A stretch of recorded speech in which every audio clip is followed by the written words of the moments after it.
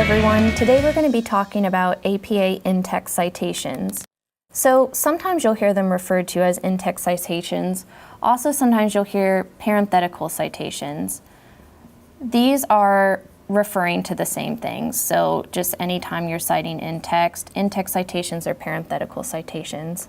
And today what we're going to be focusing on is direct quotation. Okay. So that's when you're taking source material word for word. And then we're also going to be talking about paraphrase. And that's when you're putting source material into your own words. Okay, so next what we're going to do is we're going to read a practice passage and then build direct quotation and a paraphrase.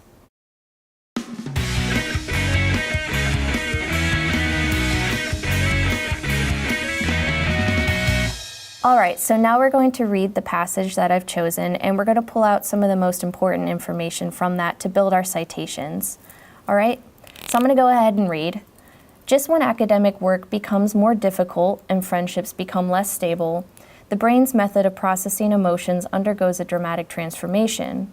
The onset of puberty, which marks the beginning of adolescence, causes changes in brain structure and hormone activity that can make even minor social difficulties like peer rejection extremely painful and hard to deal with.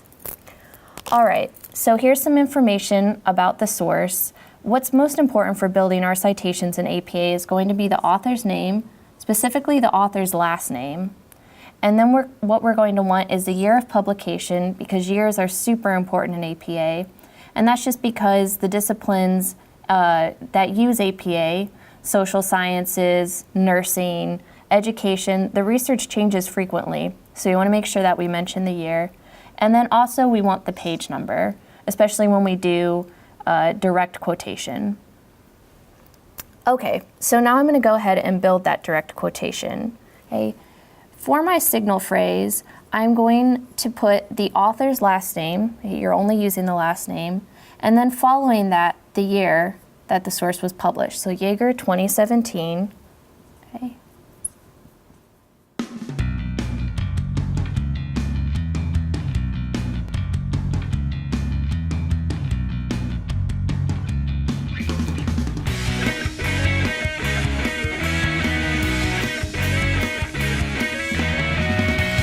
All right, and so now at the very end of this sentence, I'm going to go ahead and I'm going to put the page number where the source material can be found.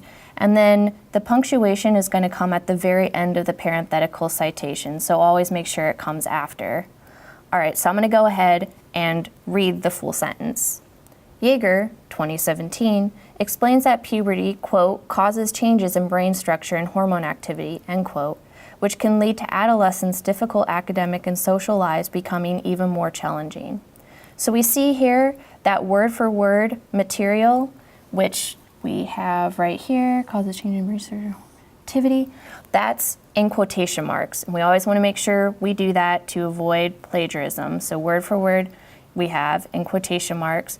And then I continue adding some more context in my own words, so summarizing some of that other material that contextualizes the passage.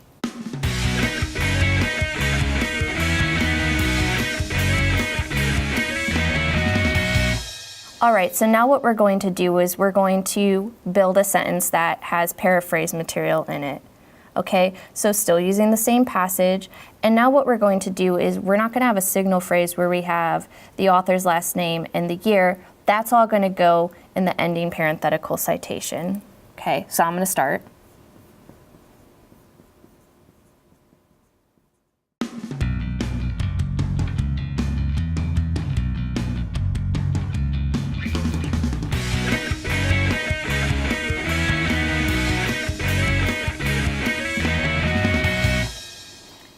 All right, so as we can see, I have all of that information about the source now in the parenthetical citation at the end of my sentence. Jaeger, comma, 2017, comma, P period 74.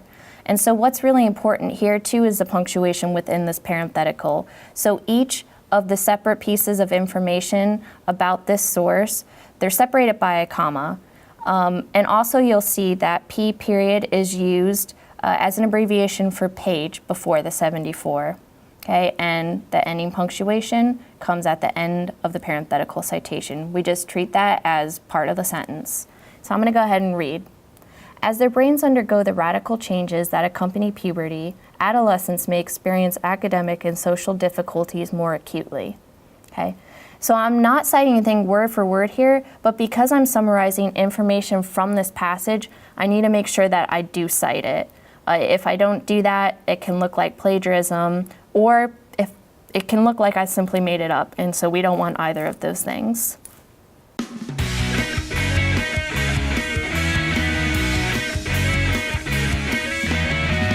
I just want to say that the citations I've been building, they're based on the APA official guidelines, which are from the 6th edition handbook. And just know that your professor might have different expectations for, how you're supposed to cite things in APA. So always follow your professor's expectations and rules. And one final thought, it's always better to oversight than undercite.